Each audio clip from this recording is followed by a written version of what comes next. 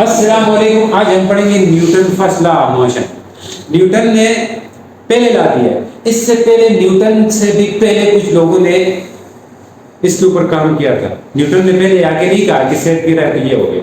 ये कहानी सुनाई जाती है, लेकिन किसी हद तक ठीक भी है, क्योंकि न्यूटन से पहले इस चीज के ऊपर दूसरों ने क्या किया था, काम किया था। ग्रेविटी के ऊपर ये बात कह सकते हैं, लेकिन जो न्यूटन के लॉ है ये ग्रेविटी के ऊपर नहीं है। अच्छा, न्यूटन लॉज ऑफ मोशन जो है हम पढ़ेंगे न्यूटन लॉज ऑफ मोशन। ये न्यूटन ने बहुत सारे लॉज दिए। लॉ ऑफ ग्रेविटेशन भी दिया है, 3 लॉ ये दिए हैं, ठीक है। लॉ ऑफ ग्रेविटेशन 5वें चैप्टर में पढ़ेंगे, न्यूटन ने दिए। तो न्यूटन के जो लॉज ऑफ मोशन है, लॉज ऑफ मोशन है, यानी मोशन के ऊपर जो लॉज दिए न्यूटन ने मोशन के ऊपर लॉ। मोशन को क्या होती है, कोई भी चीज अपनी पोजीशन चेंज करे, तो मोशन के ऊपर जो लॉज दिए हैं वो 3 लॉज दिए। Newton first law, Newton second law, Newton third law, ठीक है। इतना काम किया मोशन के ऊपर कि इसको इतनी इज्जत बख्शी गई न्यूटन को कि फोर्स की यूनिट ही इसके नाम पे रखी है। वरना फोर्स ताकत फोर्स ना, फोर्स या ताकत की यूनिट कोई और साइंटिस्ट के नाम भी हो सकती, लेकिन न्यूटन ने काम ज्यादा किया। उस वक्त इसका नाम बड़ा था, तो इसकी यूनिट के साथ इसका नाम जोड़ दिया। ताकत की यूनिट क्या है, न्यूटन, ठीक है। ताकत की यूनिट न्यूटन है, मतलब फिजिक्स में। तो जो साइंटिस्ट बड़ा काम करता है उसके नाम पे यूनिट रखी जाती है। किसी चीज ज्यादा काम करता है तो जितने भी यूनिट्स आप पढ़ेंगे वो सारे किसी के नाम पे बेस्ड, नाम के ऊपर रखे गए, ठीक हो गया। तो कुछ यूनिट जो बेस यूनिट्स के अलावा, अच्छा, Newton first law of motion, हम इसके ऊपर बात कर रहे हैं। Newton first law of motion, इसके ऊपर बात करेंगे, देखना। अब न्यूटन के पहला लॉ क्या कहता है। न्यूटन से पहले अरिस्टोटल ने बताया था। अरिस्टोटल सबसे पहले अरिस्टोटल आया था, उसने बात की थी मोशन के ऊपर। कौन आया था, अरिस्टोटल। नाम सुना है अरिस्टोटल, अरस्तु जिसको बोलते हैं, ठीक है। अरिस्टोटल के बाद गैलीलियो आया। कौन आया, गैलीलियो, ये भी साइंटिस्ट था। तो इन दोनों ने बातें की थी मोशन के ऊपर। अरिस्टोटल ने ये कहा था कि किसी रेस्ट जो है, हर बाड़ी, आप किसी भी चीज को देखें, कोई भी चीज, आप फुटबॉल को मारते हो, मोशन करता है, वो फुटबॉल जो है वो कुछ ही टाइम आगे जाके क्या हो जाता है, रेस्ट में आ जाता है, वो हमेशा चलता नहीं रहता। मैं कुछ अलग तरीके से पढ़ाऊंगा जिस तरह बुक में यूज कर दी, ताकि समझ आ जाए। ये बातें कर करके उसको जहन में डालना है। आपके न्यूटन की बात है, उसमें डायरेक्ट में न्यूटन की बात करूंगा तो थोड़ा कंफ्यूज हो जाएगा। तो कोई भी बॉडी है, उसको जब आप फोर्स लगाते हो, यानी फोर्स, एक्सटर्नल फोर्स लगाते हो बाहर से, तो वो कुछ टाइम आगे जाके क्या आ जाती है, रुक जाती है।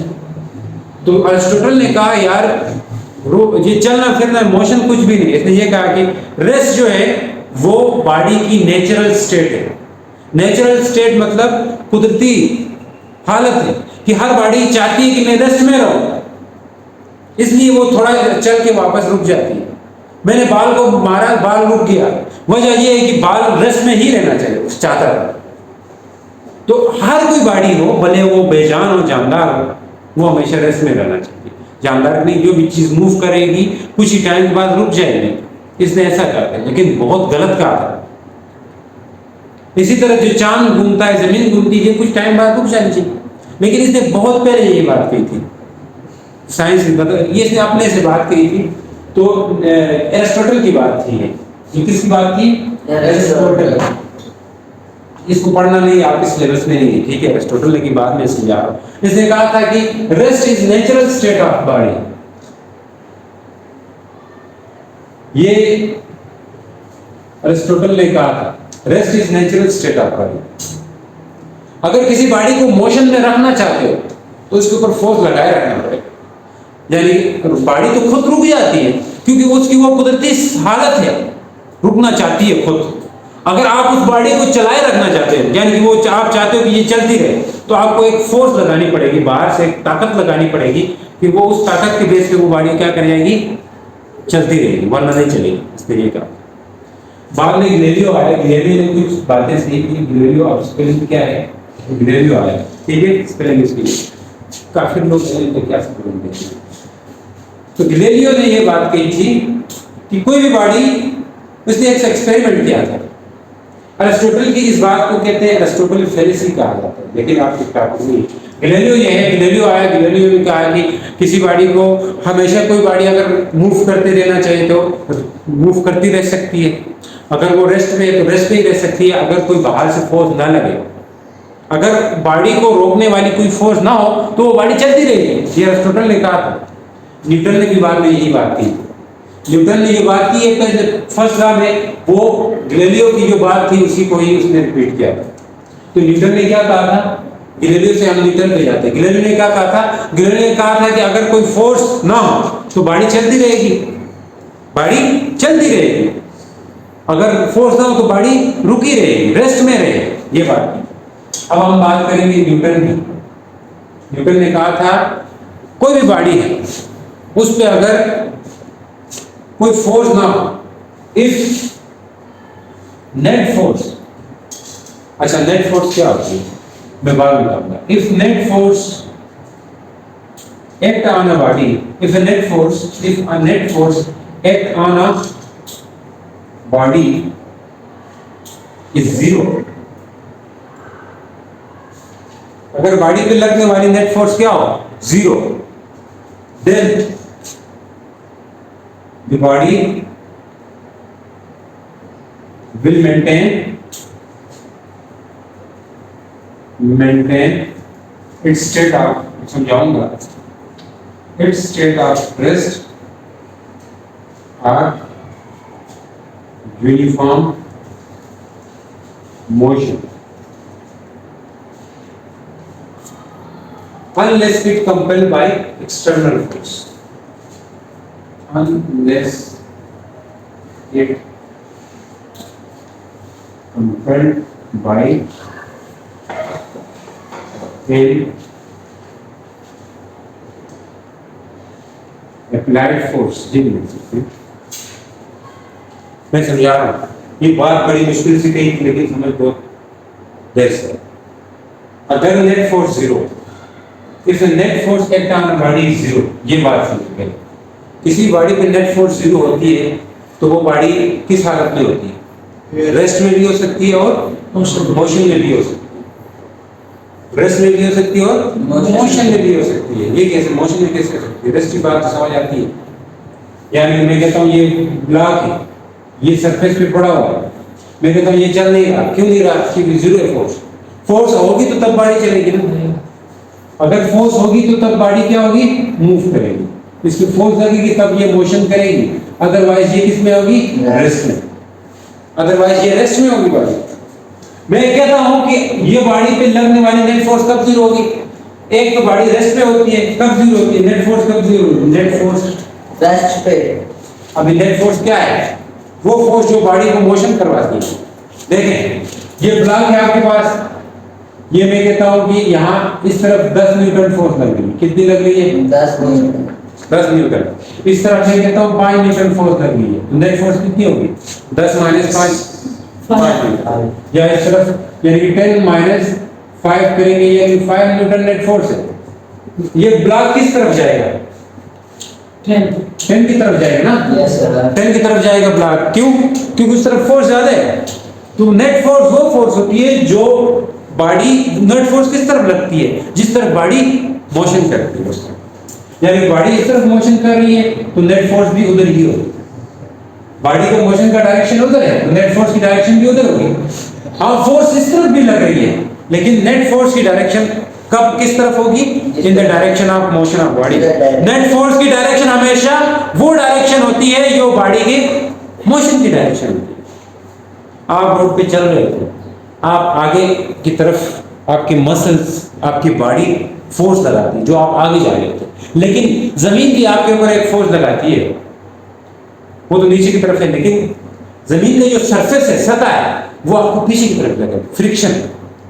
आप क्यों चल सकते हैं रोड पे, क्योंकि फ्रिक्शन होती है रोड पे। क्या होता है, फ्रिक्शन। फ्रिक्शन एक ऐसी फोर्स होती है जो आप चल रहे होते हैं उस वक्त पीछे लग रही होती है। किस तरफ लग रही होती है, पीछे की तरफ लग रही होती है।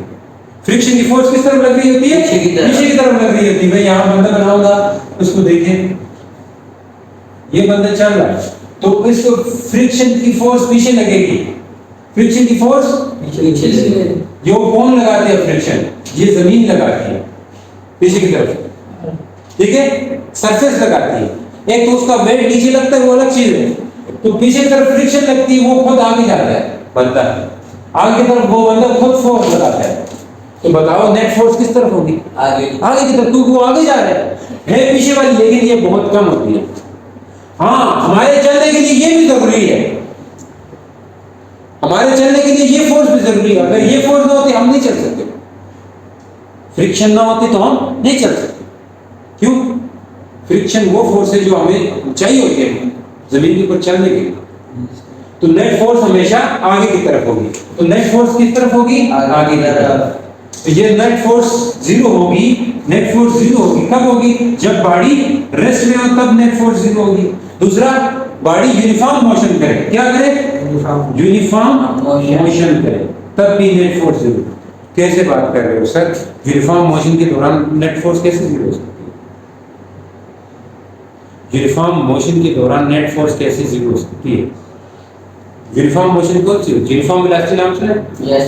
यूनिफॉर्म वेलोसिटी वो वेलोसिटी होती है जो बराबर चल रहा है, बराबर चल, दूसरे चैप्टर में हमने पढ़ा था, वो वेलोसिटी जो बराबर चल रहा है, यानी ये फिर कैसे होगी, मैं बताता हूँ आपको। दूसरा चैप्टर थोड़ा मैं पढ़ाऊंगा। एक्सेलरेशन का फार्मूला क्या था, Vf minus vi divide by p। अगर फोर्सेस, अब मैं कहता हूँ एक्सेलरेशन जब यूनिफॉर्म वेलोसिटी हो उस वक्त बॉडी में एक्सेलरेशन होता है, हाँ, जब बॉडी का एक्सेलरेशन क्या होगा जब बॉडी यूनिफॉर्म वेलोसिटी से मूव करे, यानी कि किसी बॉडी का वेलोसिटी क्या है, यूनिफॉर्म है, तो उसका एक्सेलरेशन क्या होता है, जीरो होता है। किसी बॉडी का अगर वेलोसिटी क्या है, यूनिफॉर्म है, यूनिफॉर्म जो होता है एक्सेलरेशन क्या होगा, जीरो होगा। ये क्या बात करें सर, हमें साबित करें ये चीज, प्रूफ करवाएं। ये कैसी बात कर रहे हैं आप, चलिए मैं इस चीज का प्रूफ देता हूँ, ठीक है। ये प्रूफ दूंगा तो एक शॉर्ट वीडियो बन जाएगी टिकटॉक पे, सही है। अब देखना क्या होगा, ये चीज मैं ऊपर बता रहा हूँ, हमने ये साबित करना है। हाँ, ऐसे ऐसे पॉइंट बताओ तो फिर वो ठीक हो जाता है, मतलब वायरल हो जाता है। अब क्या कहते हैं, देखें, एक्सेलरेशन है del v divide by t होता है ना, del v divide by t होता है, और डेल v को लिख सकते हैं vf minus vi divide by t, यानी कि यूनिफॉर्म वेलोसिटी के दौरान, किसके दौरान, यूनिफॉर्म वेलोसिटी के दौरान। यूनिफॉर्म वेलोसिटी हो तो उस वक्त फाइनल वेलोसिटी और इनिशियल वेलोसिटी दोनों क्या होंगी, सेम होंगी। ये तो हमने फील किया था।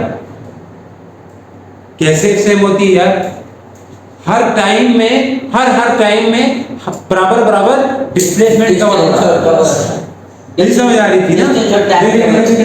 मैं इस पर बताता हूँ आपको, इस तरह होता है, ये आपके पास मैंने कहा था बहुत पीछे जाएंगे, यहाँ 1 सेकंड, फिर 2 3 4, यहाँ मैं कहता हूँ 1 मीटर पर सेकंड, फिर मैं कहता हूँ 2 मीटर पर सेकंड, 3 मीटर पर सेकंड, मैं कहता हूँ दूसरे सेकंड के लिए निकालो, तो आप कैसे निकाल सकते थे, v = s, यानी कि दूसरा सेकंड डिवाइड बाय दूसरा टाइम, यानी कि 1 आता है। तीसरे के लिए निकालो, तीसरा सेकंड डिवाइड बाय तीसरा टाइम, मतलब 1 आएगा, फिर 1 आएगा, मतलब हर दफा क्या आ रहा है, 1 मीटर पर सेकंड, 1 मीटर पर सेकंड, यानी कि हर सेकंड में 1 मीटर पर सेकंड की वेलोसिटी है उसकी, यानी कि सेम है, इक्वल। तो लिहाजा वेलोसिटी क्या है, यूनिफॉर्म है, तो यूनिफॉर्म में फाइनल वेलोसिटी भी सेम होगी। अब मैं कहता हूं ना, ये इनिशियल वेलोसिटी क्या थी, 1 मीटर पर सेकंड, तो फाइनल क्या है, 1 मीटर पर सेकंड। तो इनिशियल भी 1 मीटर, फाइनल भी 1 मीटर पर सेकंड, तो एक्सेलरेशन में पुट करो तो फाइनल की जगह क्या पुट कर सकते हैं, 1 मीटर पर सेकंड, इनिशियल की जगह भी 1 मीटर पर सेकंड डिवाइड बाय t। अब 1 मीटर पर सेकंड ये दोनों कट सकते हैं, क्यों कट सकते हैं, इसके साथ साइन किसका है, प्लस का है, इसके साथ माइनस प्लस, ये +1 है, ये -1 है, कट जाएंगे, तो ऊपर क्या आएगा, 0, नीचे क्या है, t, 0 डिवाइड बाय t 0, यानी कि एक्सेलरेशन क्या हुआ, एक्सेलरेशन क्या हुआ, 0। ओए, यानी कि जब भी किसी बॉडी की वेलोसिटी यूनिफॉर्म हो तो उसका एक्सेलरेशन क्या होता है, 0। एक्सेलरेशन क्या होता है, 0। न्यूटन ने यही बात कही थी, न्यूटन ने, कि एक्सेलरेशन 0 होगा तो फोर्स भी 0 होगा, एक्सेलरेशन 0 होगा तो फोर्स भी 0 होगा। भाई फोर्स कोई लग नहीं रही, हर दफा बराबर चेंज आ रहा है, तो मतलब उस बॉडी को डिस्टर्ब करने वाली कोई फोर्स है ही नहीं, डिस्टर्ब करने वाली कोई फोर्स है ही नहीं। तो यूनिफॉर्म मोशन हो तब भी एक्सेलरेशन क्या रहता है, जीरो, रेस्ट हो तब भी एक्सेलरेशन क्या रहता है, जीरो। तो न्यूटन ने कहा था अगर नेट फोर्स बॉडी पे जीरो हो तो बॉडी अपना मोशन मेंटेन करेगी, बरकरार। मेंटेन का क्या मतलब है, बरकरार, अपनी हालत बरकरार करेगी, बरकरार रखेगी। रेस्ट में है तो रेस्ट में रहेगी, क्यों रह रही है, क्योंकि फोर्स जीरो है। जब बॉडी रेस्ट में होती है तो क्या जीरो होता है, फोर्स जीरो। जब बॉडी यूनिफॉर्म में मोशन में है तो एक्सेलरेशन जीरो होगा, जब एक्सेलरेशन जीरो होता है तो फोर्स भी क्या हो जाती है, जीरो। देखो ना न्यूटन की बात समझो, न्यूटन की बात समझो भाई, नेट फोर्स बॉडी पे लगने वाली क्या हो, जीरो। तो बॉडी अपने मेंटेन रखेगी स्टेट को, हालत को, रेस्ट वाली हालत। कौन सी स्टेट को, रेस्ट वाली को और यूनिफॉर्म मोशन को। क्यों हालत को मेंटेन रख रही है बॉडी, बरकरार रख रही है, क्योंकि जीरो है, फोर्स जीरो है यार। मजे की एग्जांपल मैं आपको बताऊं, हमारी जमीन जो है, हमारी जमीन किसके गिर्द घूमती है, हमारी जमीन। मैं ये प्रूफ कर रहा हूं, एक और शॉर्ट वीडियो बन जाएगी देखना। मैं ये प्रूफ कर रहा हूं अभी, मैं ये प्रूफ करूंगा कि फोर्स कैसे जीरो होती है, यूनिफॉर्म मोशन के दौरान फोर्स कैसे जीरो होती है। इसके ऊपर एक्सेलरेशन कैसे जीरो होता है, इसके ऊपर यकीन आ गया आपका। अब हम ये साबित करेंगे कि अगर यूनिफॉर्म मोशन हो रहा हो तो उस वक्त आपका फोर्स कैसे जीरो हो सकती है, ये बात प्रूफ करेंगे। यानी कि वो बॉडी कैसे मोशन करती रहती है।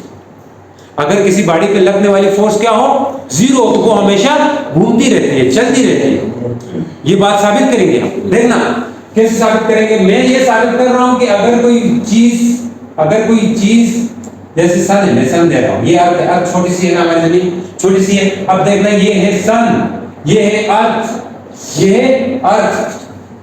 सन जो अर्थ जो है सन की गिर्द क्या कर रही है, घूम रही है, एक साल बाद अपना चक्कर मुकम्मल कर रही है।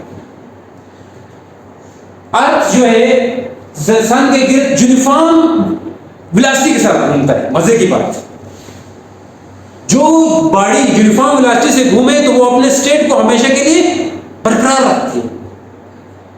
जो बॉडी यूनिफॉर्म वेलोसिटी के साथ घूमे तो वो हमेशा बरकरार रखती है। न्यूटन का यही कहना था। अब देखिए कैसे इसके ऊपर फोर्स जीरो होती है, अर्थ के ऊपर फोर्स क्या लग रही होती है, जीरो फोर्स लग रही होती है। मैं बताता हूं, क्योंकि अर्थ के ऊपर एक फोर्स लगा रहा होता है सन अंदर की तरफ, एक अर्थ के ऊपर फोर्स लगती है बाहर की तरफ। ये दोनों फोर्सेस अपोजिट है। मैं कहूं मार्कर है, मैं कहता हूं इधर भी मैं खींच रहा हूं, इस मार्कर पर कितनी फोर्स लग रही है, जीरो। अब इधर भी लगा रहा हूं, इधर भी जीरो लग रही है। तो इसी तरह जमीन की तरफ एक सन लगाता है, एक जमीन से बाहर की तरफ फोर्स लगती है। कैसे, हमें नहीं समझ आया सर। देखिए जैसे आप झूले में, पेंडुलम में बैठे हो, ये ऐसे जाके तो कश्ती में ये इधर जाता है। जब आप कश्ती में बैठते हो तो ऐसा लगता है आपको बाहर की तरफ खींच रहा है कोई, लगते हैं ना, वो होती है सेंट्रीफ्यूगल फोर्स। कौन सी फोर्स है, सेंट्रीफ्यूगल फोर्स। तो इधर एक होगी सेंट्रीफ्यूगल फोर्स, एक होगी सेंट्रीपिटल फोर्स, दो फोर्सेस होंगी। अभी आप F1 F2 कर दो, बाद में समझेंगे सेंट्रीपिटल सेंट्रीफ्यूगल क्या है। ये दोनों फोर्सेस अपोजिट, अलग अलग डायरेक्शन में होती है, अलग अलग डायरेक्शन में होती है। तो जीरो हो गई फोर्स, लेकिन जमीन फिर भी घूमता रहता है, घूमता सालों साल घूमता रहता है। क्यों घूम रहा है, यूनिफॉर्म वेलोसिटी से घूम रहा है, इसलिए घूम रहा है। इसके ऊपर लगने वाली फोर्स जीरो है, इसलिए घूम रहा है। यूनिफॉर्म वेलोसिटी होगी तो इसका एक्सेलरेशन जीरो होगा, और इसमें जो लगने वाली जो फोर्स है वो जीरो है। यानी कि कोई भी चीज अगर यूनिफॉर्म वेलोसिटी से घूम रही हो तो इसके ऊपर फोर्स क्या होती है, तो ये अर्थ घूम रही है ना यूनिफॉर्म, इसलिए इसके ऊपर जीरो फोर्स है। वरना हमारी जमीन के ऊपर कोई फोर्स लगती तो हम इधर ना होते, क़यामत आ जाती। क़यामत के दिन ऐसा ही होगा, वो फोर्स बैलेंस ये है ना, ये फोर्सेस बैलेंस कर रही है, एक दूसरे को बराबर लग रही है। इसमें से कोई एक कम होगी ना, जमीन जाके टकराएगा किसी और के साथ, फिर क़यामत आ जाएगी, आग लगो, ठीक है। इसी तरह तो मैं कह रहा हूं कि ये जो है अपोजिट लगती है, ये फोर्स जीरो है। क्यों जीरो है, क्योंकि इसकी वेलोसिटी यूनिफॉर्म है आपकी, सही है। तो न्यूटन ने ये कहा था, न्यूटन ने कितनी बड़ी बात की, if A net force on a body is zero, body maintain करेगी अपनी रेस्ट की हालत को भी और यूनिफॉर्म मोशन को भी। Unless it compel by applied force, जब तक इसके ऊपर कोई बाहर से फोर्स नहीं लगेगी तब तक ये अपना मोशन यूनिफॉर्म मोशन करती रहेगी। जब तक ये जमीन है सन के गिर्द घूमती रहेगी, जब तक इसको बाहर से कोई फोर्स कम या ज्यादा ना हो। लग तो रही है फोर्स, लेकिन ये जीरो लग रही है। यदि जीरो अगर फोर्स इसके साथ जीरो क्यों हो रही है ये पता चला, क्योंकि वेलोसिटी यूनिफॉर्म है इसलिए। तो हमने क्या सीखा, जब भी कोई बॉडी रेस्ट में हो उसमें एक्सेलरेशन जीरो, जब भी कोई बॉडी यूनिफॉर्म मोशन में हो तो उसका एक्सेलरेशन जीरो होता है और फोर्स भी जीरो होती है इसके ऊपर। तो ये है न्यूटन का फर्स्ट लॉ और ये इसकी मैथमेटिकल फॉर्म बनती है, ये मैथमेटिकल फॉर्म है इसकी। एग्जांपल्स इसकी है जैसे book lying on a table, कोई बुक है टेबल के ऊपर, वो रेस्ट में है, वो हमेशा रेस्ट में ही रहेगा क्योंकि इसके ऊपर कोई बाहर से फोर्स नहीं लगेगी। तो कोई बॉडी मोशन करे तो वो मोशन ही करती रहती है, मोशन करे तो वो मोशन करती ही रहेगी। जैसे ये जमीन है मोशन करती ही रहेगी, क्यों? क्योंकि उस पर लगने वाली फोर्स क्या है, जीरो। तो यहाँ पे होता है हमारा लेक्चर खत्म। तो मिलते हैं नेक्स्ट लेक्चर के साथ, तब तक के लिए गुड बाय, अल्लाह।